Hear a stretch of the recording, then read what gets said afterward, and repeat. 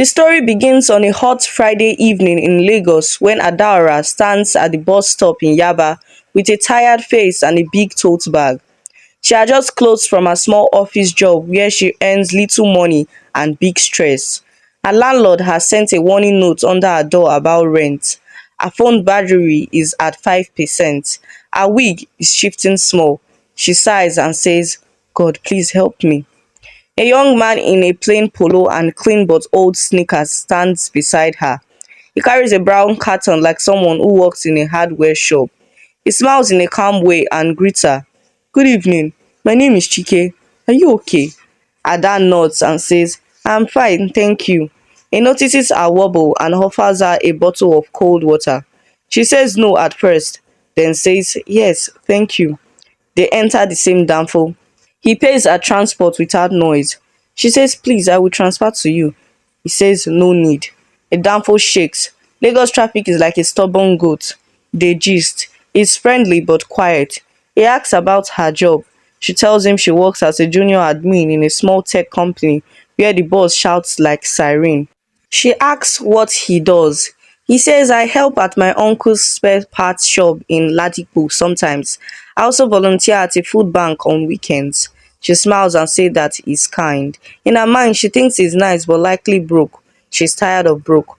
She has tried. She has helped many guys start life. They left her when money came. She does not want suffering love again. When they reach her stop, he helps her carry her tote bag. He does not flirt, he just says, Take care. She says, Thank you. He writes his number on a small paper. He says, Call me if you need help with anything. I am around. She pockets the paper and waves. Saturday morning, Ada's friend Tenny video calls her from Lekki. Tenny is loud, soft-hearted, and likes fine things. She says, Babe, you need to stop attracting boys that cannot even subscribe their data. You need a man with vision and provision. Come out tonight. We'll go to a networking hangout in Victoria Island. There will be tech boys, oil boys, and maybe one politician's son. Dress to slay, but keep it simple. Ada laughs and agrees. They meet at a salon in Surulere. While fixing her hair, Ada sees a WhatsApp message from a strange number. Good morning, this is Chike. Do you sleep well? The food bank is sharing bags in Yaba today. If you know any elderly person in your streets that need food, tell me. She types thanks. She wants to keep her heart strong. She does not want to like him. She tells herself, focus on your life. Night falls. The VI rooftop is lit with soft lights. Afrobeat hums like a lazy cat. Tenny introduces Ada to a man named Kelvin. He wears a sharp suit and a gold watch that shines like storybook treasure. He smells like money. He calls himself a real estate investor. He smiles with perfect teeth. You are beautiful, he says. Your eyes look like you read poetry in them. Ada blushes. Kevin orders small chops and mocktails. He talks about land in Ekpe and apartments in Banana Island. He talks about flying to Dubai like it's the same as going to ShopRite. He never asks Ada questions about her own dreams. He only admires her face and talks about himself. But he looks rich. He makes her feel like a princess for the first hour. Later that night, as Kelvin and Ada takes photos by the glass railing, Ada sees someone familiar by the elevator, Chike, in simple clothes, talking with two older men in quiet voices. It surprises her to see him here. He does not look nervous. He looks like he's giving instructions, but when his eyes meet hers, he just nods and raises a hand in greeting. Kevin whispers, Who is this that one? Your neighbor? Ada says, A friend. Kevin laughs, small, and says, I can already see his life. See his shoe. He's not in your level. Be careful so that these ones will not use pity to enter your heart. Ada feels small flash of anger. She looks at Chike. He's gone.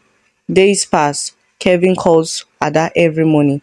He sends rice to pick her from work sometimes. He posts photos with famous influencers. He looks like a man that wins. Meanwhile, Chike sends short messages like, Eat well today, remember to drink water, how is your mom? He never asks for anything. Sometimes drop a small food pack with the security man for her street. Jollof rice that tastes like home. He never says it is from him. The security man will just tell her one guy left it. She knows. She pretends not to know. One evening, rain pours with anger in Surulere. Ada's umbrella breaks like a tired bird. She stands under a shop shade with other people. Suddenly, a keke stops and the driver shouts, Ada. It is Chike. He borrowed the keke from a friend for the evening. He tells her, enter, let me drop you. She laughs. This life. She enters. Rain hits the keke roof like drum. Water splashes. They start to talk. She says, please tell me true. Are you okay financially? I am not judging. He says, I live simple for a reason. I am okay, but I'm not trying to shine. I'm working on something. I want to know who is real around me. Ada thinks it's just saying sweet words to cover lack. She says, okay. Kevin invites Ada to Abuja for a weekend business event. He says it is a small flight, babe. You deserve soft life. Ada is shy. She does not want to fall into trouble. Tenny says, go, Joe. Enjoy yourself, but set boundaries.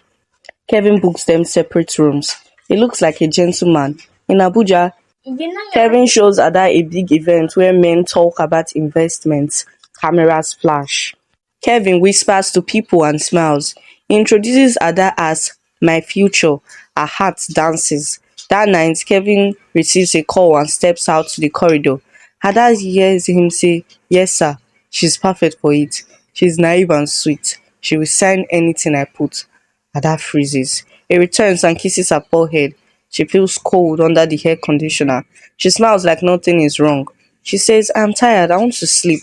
When he leaves, she texts Tenny everything. Tenny says, record things, be careful, don't sign anything. Come back to Lagos tomorrow morning. Morning comes with a harmattan smell in the AC.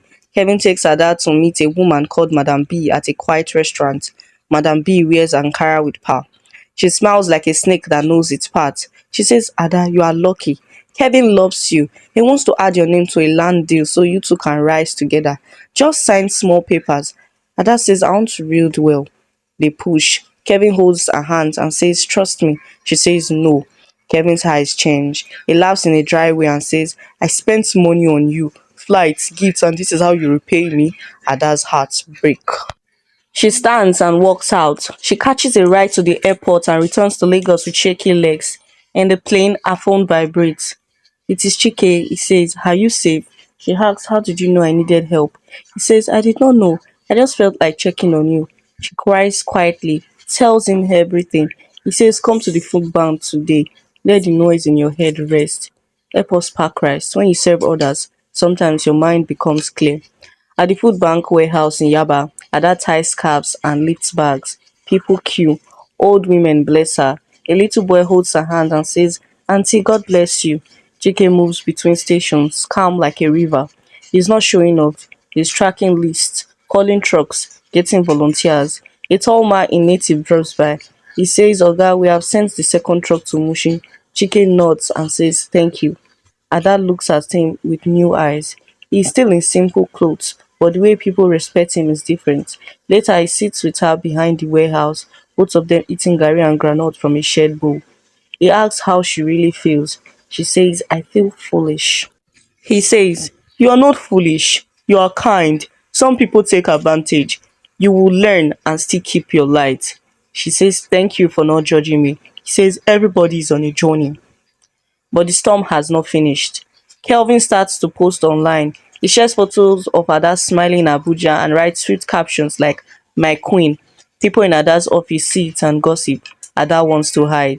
She tells Kelvin to remove her photos. He refuses. She says, pay me back for everything I spent and I will delete them. Ada cries. She tells Tenny, who is ready to fight. Tenny and Ada go to Kelvin's shortlet apartment in Lekki with a quiet plan to collect the papers they try to force and record him asking for money. But when they get there, the door is open and two men in black sit on the couch. They look like security agents. One says, are you Ada? Please sit. Kevin walks out from the kitchen with a different smile. He says, my love, welcome. These are my friends. They just want to ask you some questions about that land deal. Tenny grabs Ada's hand and squeezes a warning. Before the men can speak, another knock. The door opens again. A third man steps in with a badge around his neck and says, EFCC. A small silence swallows the room. Kelvin's smile falls. The EFCC officer says, we have questions for Mr. Kelvin about fraud and laundering. Tenny takes a breath like she has been underwater and whispers, Jesus of mercy. Confusion bursts. The two men in black jump up and try to leave. The EFCC team blocks them. Neighbors gather at the corridor. Phones appear. In the chaos, Ada sees a familiar face in the stairwell. Chike, leaning by the railway with one of the older men she saw in VI that first night. The older man speaks with the EFCC officer quietly. Papers change hands. Kevin looks at Ada like betrayal. He shouts, "She sets me up!" Ada stares at him with tears and calm shame. She says, "You almost ruined my life." The SEC leads Kelvin and the two men away. After that day, Lagos becomes different. Ada's office wants to know if she's part of any scheme. She brings Tenny and shows HR the messages and the pressure. HR understands. They ask her to take a short leave to let things cool down. Ada returns home and sleeps like a stone. When she wakes, she sees a text from Chike. "I'm sorry your name got dragged. I did not want that. The food bank will be cooking for the homeless at the stadium this weekend. Come if you want. Also, I think you deserve to know the full truth about me. Meet me at Freedom Park tomorrow by noon." Ada's heart jumps. She wants to refuse. She wants to protect herself, but something in her is open. Freedom Park is calm like a prayer. The sun is kind. People sit under trees. Chike arrives in a simple white shirt and jeans. He looks like normal, but his energy has shifted. He smiles and says, "Thank you for coming." He sits and tells her a story. His father built a big company years ago. The company is into logistics, farms, and real estate. When his father fell sick, the board became wild. Some people wanted to chop the business dry.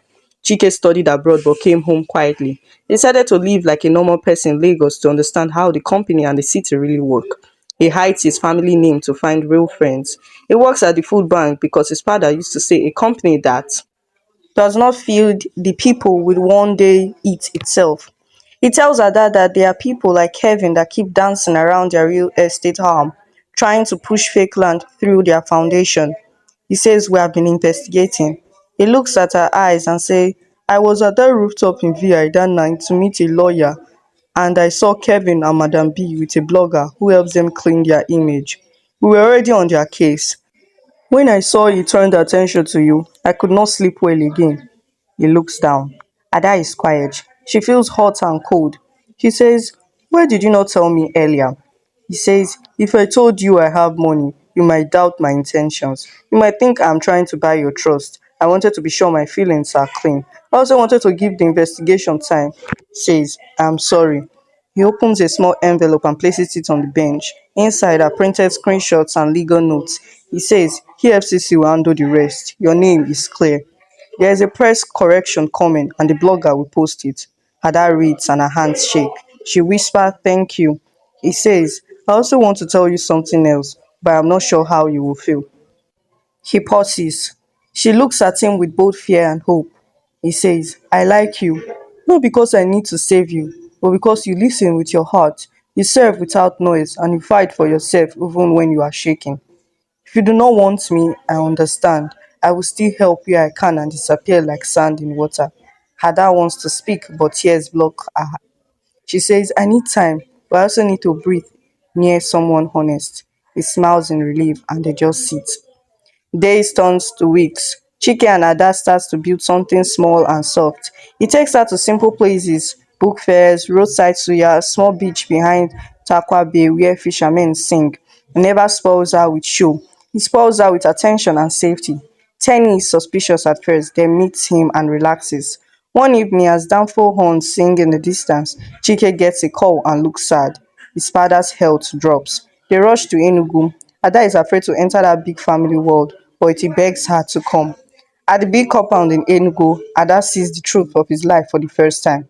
The house is big but gentle, no loud gold. Just solid wood, old photos, fresh flowers. The staff greets him as if greeting a prince that does not act like one. His mother hugs Ada like she has known her before. The father is thin but sharp. He looks at Ada with kind eyes and says, "So you're the one that has been giving my stubborn son sense. Thank you." He coughs, holds her hand and says, "Please don't leave him to walk alone in this world of flashing lights and hungry mouths." The boardroom war begins. Some board members do not like that Chike keeps money quiet and gives to food bank. They call him naive. They want to sell land to cover their own lost bets. The will is on the table. The father says the company should build people, not buildings. In one meeting, a board member brings a legal paper that looks old. Ada watches from a corner like a quiet witness. The paper claims that the family owns a certain syndicate money and must sell the farms. The room starts to burn with voices. Ada feels something strange. She remembers Kevin and Madam Beam talking about farms and a paper. She asks to see the document. They laugh at her, small Lagos girl. Who invited her here? Chike says, let her look. She studies the paper like a school book. The signature looks copied. The stamp looks too fresh for an old paper. She says this stamp does not match the period. I worked in admin. We change stamps across years. This one is wrong. They mock her. She says, check the registration number. One of the lawyers checks and frowns. The number belongs to a company registered only 2 years ago, but the paper claims to be 7 years old. Silence falls heavy. The father smiles faintly. The house lawyer turns to the hungry boardman. Gentlemen, I think we have a problem. The fake paper melts their plan. Two board members resign before sunrise. Another tries to run. The family blocks him with law. In all this, Ada and Chike grow closer. He teaches her how to read contracts. She teaches him how to speak to staff like a friend but still give clear structure. They argue sometimes. Once, Ada sees him speaking in a warm way with a pretty project manager named BC at the logistic yard in Port Harcourt. Jealous fire pinches Ada's stomach. She becomes cold. Chike notices and laughs. He says, "BC is engaged to my cousin. Abeg, relax." Ada rolls her eyes, then laughs at herself. Another day, Ada receives a DM from an unknown account with a video showing Chike hugging a woman by a car at night. The message says, your man is running 2 games. She confronts him, hurt and shaking. He says, let us watch the full video. He calls a staff who shows CCTV from the yard. It was the same night he comforted a staff whose mother had just died. The hug was only kindness. Ada cries and apologizes. He says, I forgive you. We do not let fear rule this house. We are building. She nods, and they lock pinkies like children making a holy vow. The company stabilizes. The father sleeps one night and does not wake up. The burial is big but dignified. Ada holds Chike's hands as he stands like a tree in wind. People watch them. Gossip blogs write love stories. Chike still wears calm clothes. Steps into leadership slowly. He announces a new foundation that will fund small farmers across Nigeria so food will not be gold only rich can buy. In the same breath, he announces that the company will open its books to independent auditors every year and publish a simple report the public can read. The city claps. Some enemies grind their teeth. Madam B and Kevin try to crawl back online with sweet threads. It fails. Kevin disappears from Instagram. Rumors say he's in court. Now the day comes when truth will shake Lagos like music. Chike tells Ada, please travel with me to a small village in Anambra. I want to show you where my life started.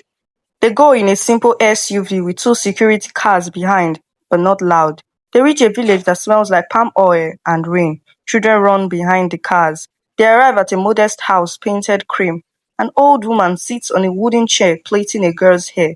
She looks up and stands. She shouts, Chike, my son. They hug like river meets river. Chike turns to Ada and say, this is Mama Ifoma, my second mother. When my parents were busy in the early years, I stayed with her. She taught me to share food and greet properly. Mama Ifoma looks at Ada and smiles with eyes. She says, so this is the girl. She hugs Ada like lost daughter. Then Mama Ifoma calls a neighbor to bring a small metal box. She opens it and brings out a faded photograph and a folded certificate. She says, before your father died, he asked me to keep this until the right time. The photograph shows a young man and a young woman holding a baby in a hospital. The woman is not Chike's mother. She looks like Ada. Ada's heart starts beat like drum. Mama Ifoma points to the folded certificate. It is a share certificate from 20 years ago. The name on it makes the earth tilt. It reads, Adaora Okafo, minor, guardian, Chief Obina, the same surname as Chike's father's middle name. Ada sits slowly. She whispers, no, it cannot be. Mama Ifoma says, years ago, your mother used to work for the company. She was bright and honest. She saved the chairman's life one night after a robbery. In gratitude, he gave her small shares in the company and promised to sponsor you. But there was family confusion and your mother moved to Lagos and kept quiet to protect you from people who wanted to erase the gift. She died when you were in secondary school. She told me to hold this until your path crossed with truth. JK looks like thunder and sunrise at the same time. He said, Ada, Your mother was a nurse in the clinic where I was born. My father always talked about a brave nurse that refused to bribe to change a report. He wanted to give back to our family. He did. The shares belongs to you. Ada trembles. She calls her aunt in Lagos who raised her. The aunt cries on the phone and says, I wanted to tell you many times, but fear held me. Men came to ask for the certificate years ago. I hid it with Mama Ifoma to keep you safe. Forgive me. The news breaks like a Hamatan fire. The shy girl people thought was just a small office lady is actually a quiet shareholder from childhood. Blogs explode, but this time with love. People post Ada's old photos and say, see what God can do. Some loud voices say she planned it. But the records are clean. The auditors confirm the shares. Chike calls a press conference under a mango tree in the village, not in a hotel. He stands with Ada and Mama Ifoma and his mother. He explains the story in simple words. He says, we want to build a Nigeria where someone can be poor today and not feel shame, where wealth is not a weapon but a well. He announces that Ada's shares will be used to create a scholarship scheme in her mother's name for nurses and admin staff children who want to study. Ada speaks on the microphone with a shaky voice and thanks everyone. She says, I once thought a man with simple shoes had nothing to give. Now I know that true wealth is peace, honesty, and people. But please do not think I am trying to preach. I am still learning and sometimes I still get jealous, still get angry, still want soft life and fine wig. But I want all that with truth inside, not lies. That night under the village sky, Chike and Ada walk near the stream. Fireflies glow like the quiet stars. He holds her hands and says, may I ask you a bold question? She says, ask. He says, do you want to marry me and help me build a life that looks like a long, clean road? Not perfect, but real, with markets and laughter and crying and cooking and meetings and stubborn birds and dancing to small, small songs. She laughs and cries at the same time. She says, yes. But let it us build it slowly and steady. He says, deal. It slides a simple ring made of gold that does not shout. They hug like home, found home. But the most shocking truth is still hiding like a cat under the bed. 2 weeks before their small traditional wedding in Lagos, a lawyer arrives at Ada's door with a sealed envelope. The letter is from Madam B. It says, meet me at dawn by the old marina. Come alone if you want to know the whole truth about Kevin and why he targeted you. Tenny screams, tears it and burns it. Chike says, safety first. He arranges quiet security at a distance and lets Ada go because he respects her courage. At dawn, the water smells like salt and secrets. Madam B stands in black. She removes her glasses. Without the glasses, Ada sees a face that looks like someone in her old family album. The woman's mouth trembles. She says, Ada, I am your mother's junior cousin. I made mistakes. Years ago, I owed people money. Kevin was working for those people. They needed a clean name to run fake lunch through a reputable company.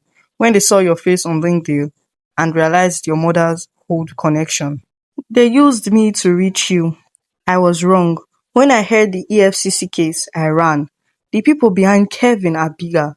They will come back, but they will not find a quiet heart to trick again. Here are bank statements and voice recordings. Expose them fully. Protect yourself and protect that boy that loves you. She hands Ada a flash drive, then walks to a waiting boat and disappears like smoke. Ada shakes. Chike steps from behind a pillar. He hugs her. He says, we will give this to the right hands. We will not let fear drive our car. They go straight to the EFCC office with the evidence. A fresh investigation opens. Names fall like old mangoes. A senator's aide, a fake surveyor, a rogue registrar. People are arrested. The city gasps. Kelvin in court already tries to use new lawyers. It fails. He returns the money he scammed and faces judgment. Their wedding is simple and sweet in a family compound in Lagos. There is gele like sculpture and jollof that makes angels hum. Kids dance in dusty slippers like joy itself. Tenny catches the bouquet and screams like siren. BC and her fiance laugh. Chike's mother cries softly.